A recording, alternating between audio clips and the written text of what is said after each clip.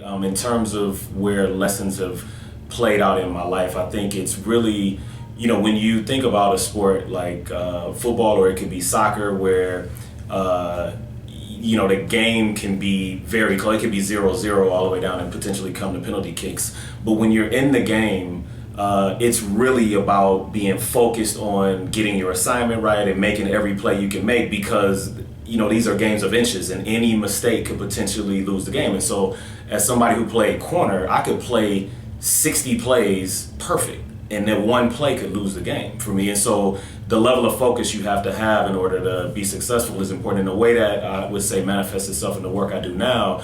Working in government, it is very, very difficult to get responsible things done in a timely manner. Things take a long period of time. And so, it's sort of a Bible verse that talks about long suffering and continuing to fight the fight, and to keep the energy and hope and faith that, eventually you'll overcome the situation. And I think sport teaches you that, because when games come down to the fourth quarter, they only come close if you've been focused to stay in the game the whole time, and you have to, really believe and be patient and stick with it in order to, finally win at the end. And again, if you don't win, at least, you want to walk away knowing that you did everything you do. I just recently watched a snippet on the Buffalo Bills and the 30 for 30 that's about to come up, and Scott Norwood, this kicker who, was wide right, he talked about how his teammates came up and talked about how there were mistakes they made in the game that, made it so it shouldn't even come down to that. So, it really is just a matter of, being focused on every task and making sure you're successful along the way to keep yourself in a position